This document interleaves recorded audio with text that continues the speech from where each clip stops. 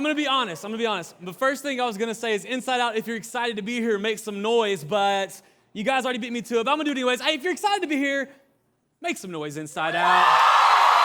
Oh, my goodness. Hey, shout out to the seniors down here leading the way. Great job. Welcome to senior year. Seniors, thank you for showing everybody how it is done around here. Where's my junior class at? Juniors, make some noise. I hear you, juniors. I hear you. I see you. I know you're here. Sophomores, where you at? Sophomores. I see some sophomores. Yep. All right. Hey, the new kids on the block. Where are my freshmen at? Make some noise, freshmen. Hey, I am so glad you guys are here. Y'all look great in all your neon colors.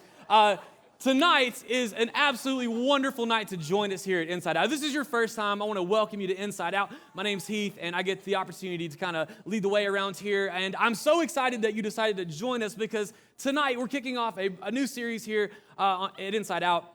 Now, we're going to do the whole month of June, and it's called Choosing Your Future. And I think it's fantastic to do this right now because wherever you are in high school, whatever stage you're at, whatever grade you're about to step into in the next few months, you have the opportunity to speak into and choose your future. And over the next few weeks, I'm going to kind of tell you what that looks like and what we mean by that. And specifically, we have 3 choices that you make in high school that shape the rest of your life. And so, freshmen, I'm so excited you are here tonight because tonight we're going to talk about the first of those 3 choices. And I started thinking about what that looks like and how we have the opportunity to choose what our future looks like. And I was reminded of a time that me and a bunch of my friends, we went and ate at I think it was a Chinese restaurant, some kind of like Asian food. You know, at the end, when you pay your bill and stuff, they bring you what at one of those restaurants? A fortune cookie, right? And so me and all my friends, we come and get the fortune cookies, and we all open it, and I felt like I was the guy at the table. How many of you guys do not like fortune cookies? Where's the people who are like, nah, yeah, there's some of you. See, I was the person, how many people love fortune cookies? Like, yeah, okay, see, that was me. I was the one who loved them. So typically when we would go, everybody would get one. We'd all crack it open to see what the little fortune inside read and what it said. And then typically all my friends would just like pass all the fortune cookies to me, and I would sit there and devour them like I didn't just eat 1,500 calories for lunch. And so, that was kind of our rhythm. Well, this one day, my good friend John, he opened it up and read his, and he had this funny look on his face, and we all started like, did you get a bad one? Like, is it like death is imminent or something like really like scary or ominous like that? And he was like, nah, it's blank. And we were like, that can't be good, John. Like, you need to get right with the Lord. You need to like get on your knees and pray. Like, I don't know what that means, but if your future is blank, it sounded scary. So we asked the waiter, we're like, hey, he got a blank one. And I remember the waiter, so smart, thinking on his feet so fast, and his okay English was like, it just means you get to choose your future. He's like, write whatever you want. And I thought about it, and I was like, hey, I want that one. I would love to do that because mine was like, something happy will enter your life. And I'm like, what does that mean? I get a donut on the way home? Or does that mean I'll finally get a girlfriend? What does that mean? I wasn't really sure. But all of a sudden, I was making fun of John, and then I was kind of jealous because I was like, well, I want to speak into my future. I want to write and shape my future. And so I think that in high school, you have the opportunity to do exactly that. You have the opportunity to write and to shape your future. Now, what that looks like, you're going to have to come back over the next few weeks because I'm only going to give you tidbits at a time. But tonight, we're going to kick it off with this idea that one of the, if not the most important thing that impacts the shaping of your future is the people that you spend your life with. In fact, there's a motivational speaker. His name is Jim Rohn, and he has this quote. He says this. He says, we are the average of the 5 people we spend the most time with. We are the average of the 5 people we spend the most time with. And so I started thinking about that, and I was like, so does that mean all of my degenerate friends kind of bring me down? And then I have a couple of friends that I look up to, and I'm like, okay, they kind of pull me up, and that kind of lands me somewhere in the middle, right? Like it's the average of the 5 people that we spend the most time with kind of determines like how your life goes. And I started thinking about that is really true because whether we realize it or not, the people we spend our time with and the people we spend our life with impact us. I started thinking about the different people who impact your life. And the older I get, to my shock and horror, I become more and more like my dad. Like, it's so bad. Like, I found myself the other day in the kitchen just looking in the pantry, like, and I was like, what am I doing with my hands? Like, that's how my dad used to, look for peanut butter or something. I was like, what am I doing? And every now and then, I have to, like, raise my voice. And I hear it, like, it comes out of my mouth. And I turn around and I look for my dad because I'll be like, hey, what are y'all doing over here? And I'm like, that sounds like my dad. Like, that's how he would raise his voice. And as badly as I do not want those things to happen sometimes, like, I can't really help it. And what's even worse for me is that sometimes, like, I feel like I'm also kind of turning into my mom, which is even more scary because my mom has these, like, hers were more subtle. Like, my mom has this mad face that I inherited, like, 100%. Like, when my mom's mad, she presses her lips together, like, really, like, tight, like she's trying to make them disappear. And her brow somehow, like, covers her eyes completely, like, and it's this horrifying face. And one time, my wife was like, when you do that, you look like your mom. And I was like, oh my God, don't you say that. Like, that is a low blow. But I can't help it, right? Because I spent a lot of time with my parents growing up. Like, now we live in different states, but the damage was done. It was too late, y'all. It was too late. But it's not just our parents. Like, also, like, our friends impact us. When I was in college, I had a roommate in college my first 2 years of college. His name was Chris. Which, if your name is Chris, that's a great name. Super common name, but a great name. And so we had like 5 Chris's in our friend circle. So this Chris had the smallest head of everybody, so we called him Peanut. And so Peanut was an interesting guy. He was a very unique guy. Peanut was from rural Alabama, and he had all these crazy expressions. Like, he had all these sayings and things that slowly I began to pick up on. Like, his most popular one was he would call stuff his go-to. He's like, oh, you got your go-to shoes on, huh? And it's like, well, I do like these. So, he'd be like, oh, I want to go to Chick-fil-A. That's my go-to. And anything that he didn't say that's my favorite or I enjoy this. It's like everything was your go-to. And after living with him for 2 years, I was back home one summer, and apparently I had started saying it too. And it became something that I said all the time. And so finally my brother was like, why do you keep saying go-to? I was like, what are you talking about? And he started talking about all the ways that I would say something is your go-to. And I was like, no, I don't say that. My roommate says that. He's like, you're getting on my nerves because you say it now too. And again, I spent so much time with my roommate, I began to pick up the things that he said and the things that he did and even his funny expressions that I was like, I don't really say that much. I began to do it. And so basically, like, what you begin to realize is, for good or bad, the people that you spend your life with impact you. In fact, I want to say it like this for you tonight.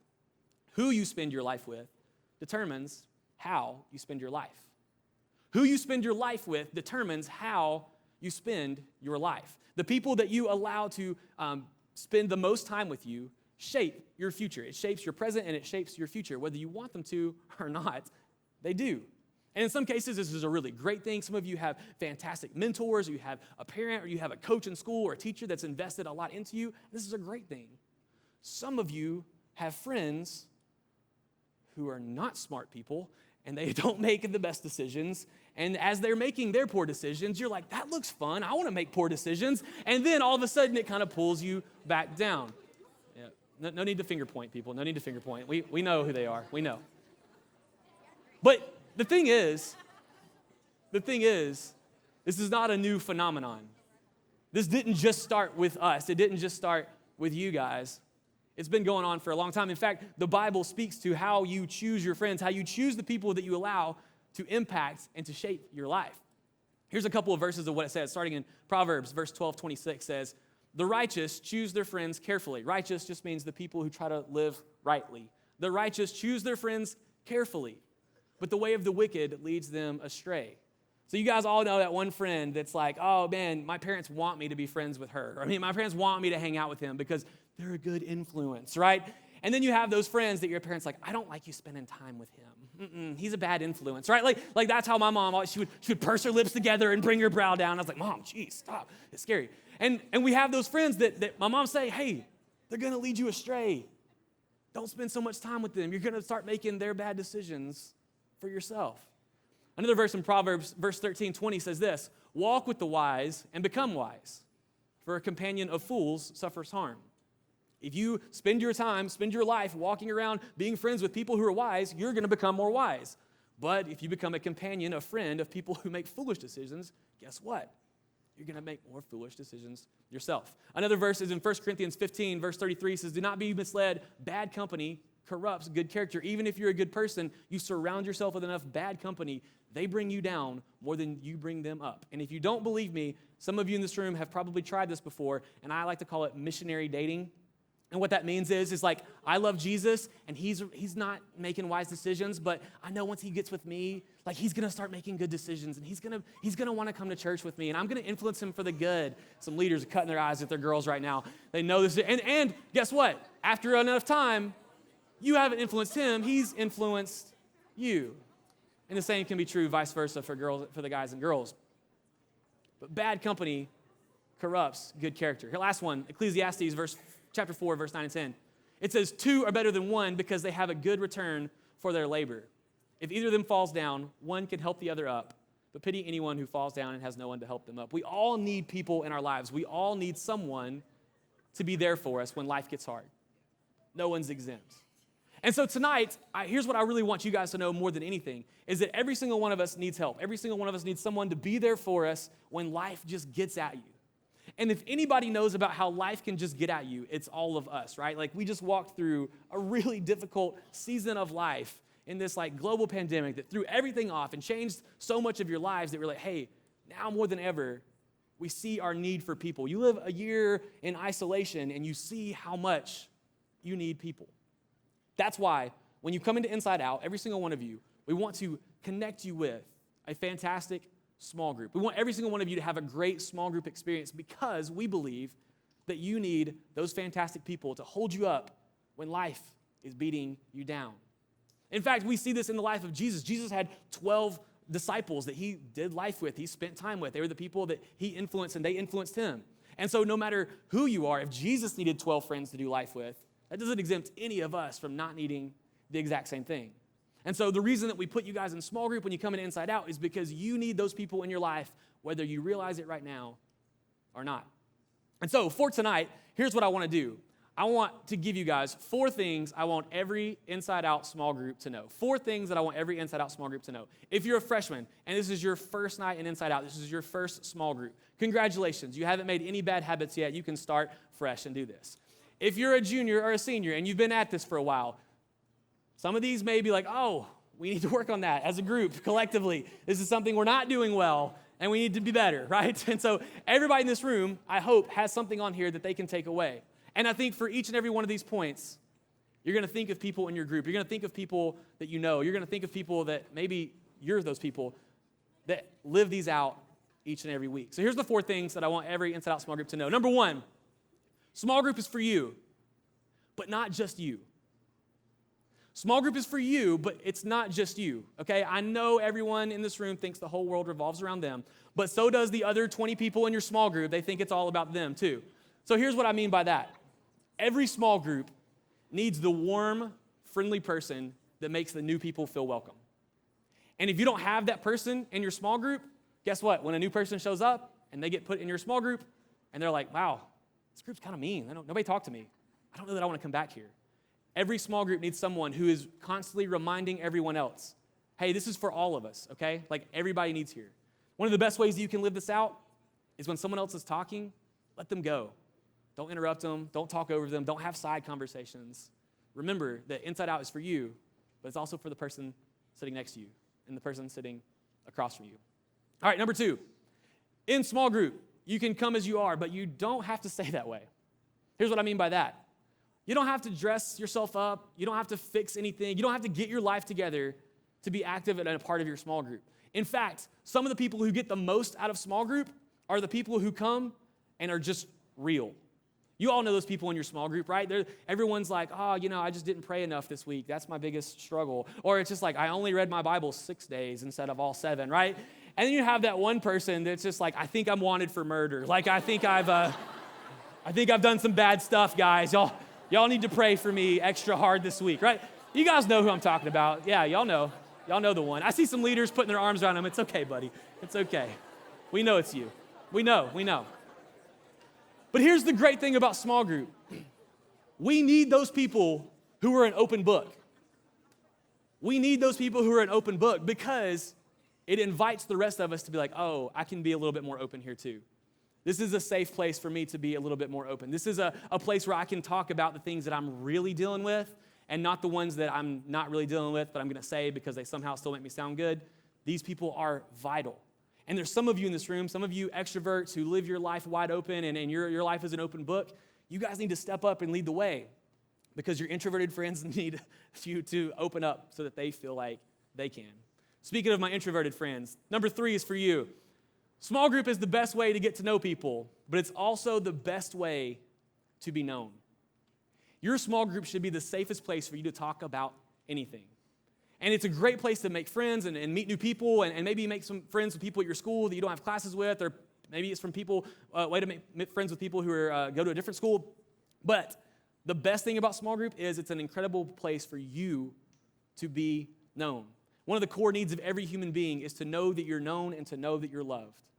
And the best way that we do that is in our small groups. Here's the thing, guys. I get paid to do this job. Not a whole lot, but I do get paid to do this job. And try as hard as I might, I can't know each and every one of you personally. I can't. Even if I wanted to, I can't know everybody's names. I try really hard, and some of you who've been around for a while, you know I work really hard, and I try to remember your names, and sometimes I'm just like, hey, I'm sorry, I forgot your name. You got to tell me again, right? Like, I try really hard. But in your small group, those people should know your name. They should know your mama's name. They should know your dog's name. They should know your grandma who was sick last year's name. They should know the name of your cat that died in 3rd grade and you're still grieving it because you can't have another cat. Like, they should know everything about you that people like me just simply can't. And so there's a lot of you in the room, the best place to be known. Some of you guys just need to be a fantastic listener. And when people go there and they open up and they talk about real stuff, you got to let them. You got to let them talk. Let them share what's really going on inside. All right, the last one, number 4, is this. Small group is for you, but it's also by you. Small group leaders, can I get an amen? If your small group leader does all the talking in small group, you're not having small group. You're getting a second message, okay? So students, in small group, talk. I know it sounds simple, but your leaders actually want to hear what you think. They actually want to hear what you're thinking about. They actually want to hear how you're processing the questions. They actually want to hear what's going on in your life. And we all know the strategy. We all know. We all pulled it off. We're like, hey, if we all sit here quietly long enough, they'll let us get out of here and go get some food. Like, we know the strategy. You've all tried it. We know it's true. But this year, what would it be like for you guys to lean in and maybe even some of you step up and say, hey, no, we need to talk about this a little more. I feel like some of you guys haven't got the opportunity to share. Because if your leader says it, they're supposed to. But if one of you guys says it, it could change the whole trajectory of your small group. So for all of you guys here tonight, those are the 4 things I want every Inside Out small group to know and to remember. And if your small group is not doing great at one of those areas, tonight is the night for you guys to figure out what needs to change and who needs to step up in order to make these things a reality for your group. Because I deeply believe this to be true. Who you spend your life with determines how you spend your life. So you need to choose wisely. And I know that an Inside Out small group doesn't guarantee you that everyone in there is a great influence. It doesn't guarantee you that they're all going to be best friends at the end of 4 years. It doesn't guarantee you anything other than it's a group of people who've committed to being there for one another during this high school experience. And if I could put it into high school terms, I would say who you spend your high school years with will determine your experience of high school. And I think that's true for each and every one of you in this room tonight. And it's the main reason why I think that each and every one of you should do everything you can to make it to Daytona this summer. I know we talked about that earlier in the night. 1 week, some of you have heard me say this, but you're going to hear it again. 1 week in Daytona is the equivalent of 12 months of Sundays at IO. The amount of relational equity that you'll come back with those people is like a year of Inside Out. So if your group has grown apart over the last year in the pandemic, y'all got to get people there so that you can kind of come back together. For some of you freshmen, I know you guys just stepped into this and you're like, what? My parents have to pay and I don't know. Like, trust me, you got if you don't go any other year, you got to go freshman year. It will change the trajectory of Inside Out for you. And so, here's my question. 9th graders, where you at? Ninth graders, make some noise. Come on, give me something. Thank you. Ninth graders, I want you guys to figure out what it would take to get your group and your friends to Daytona, because I think it's the best thing for you. 10th graders, where you at? 10th graders, make some noise. 10th graders. 10th graders, you guys have been to the exact same amount of beach camps that the freshmen have been to, and that's this many. So you guys, as much as anybody, need to go because you're already missed one. And so your groups need to be there, maybe more than the freshmen do. Juniors, where you at, juniors? Juniors, it's been so long since you guys have been to Daytona, we don't even go to the place that you used to go to, right? Like we've totally changed the whole other side of Florida. It's been so long since you guys have been there. So I know that some of you guys are going to need to be there because your groups aren't going to make it if you don't. Because junior year is the year that all of you guys start to trickle away. And so junior groups, if you want to have the best possible experience of Inside Out, you got to be there. Seniors, where you at?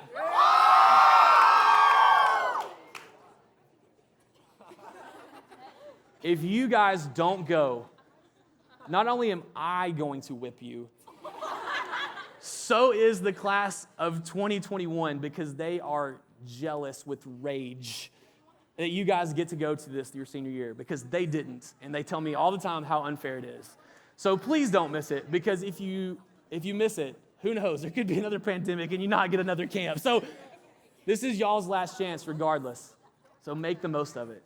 And to put one more thing on the seniors, and I know all of them aren't sitting right here, there's just a bunch of green right here, so I'm doing this. To put one more thing on the seniors, everybody in this room is looking at you guys. You guys are the leaders, and if you guys show up and show out and go, it's going to be a great experience. So no pressure, but it's on you. All right, here's my question, okay? Here's my question. My question for all of you is this. Inside Out Daytona is obviously a big deal. Ninth graders, are you guys in? Are you guys in that this is a good idea? Make some noise if you're in. Give me something back. Great. 10th graders, I need to know you guys are in, that this is a good idea. I'm not asking you. Yes, thank you. Juniors, tell me that you guys think this is a good idea. Are you in? Thank you. Seniors, are you guys in to lead the way and show them how it's done? All right, here's what we're going to do. I'm going to close in prayer. You guys are going to go out with a song, and I want you guys to blow it out big, okay? Here we go. Everyone, bow your heads. Bow your heads. Pray with me. Heavenly Father, thank you so much for all these students. Thank you for this incredible group of students that gather here tonight. Lord, I think you're about to do something amazing in the hearts and lives of the small groups in this room because, God, we need it, and we miss it. We haven't done this in so long, and so many of our students are hungry for time away. They're hungry for those experiences that you only get at camp. And Lord, everyone in this room who's been knows our beach camp is the best around. And so, God, I pray that tonight, as we close out this service, as we kind of go out of here with a bang, Lord, that you would just generate excitement in these students' hearts and generate excitement in their lives, that they would look forward to this, that they would figure out a way to get to Daytona, because I think it will impact the next 4 years, the next 3 years, the next 2 years, the next year of their lives as you work in and through them, through this place. God, that is our prayer, and we pray all of this in Jesus' name. And everyone said, Amen. Amen. Are you guys ready? Y'all stand up.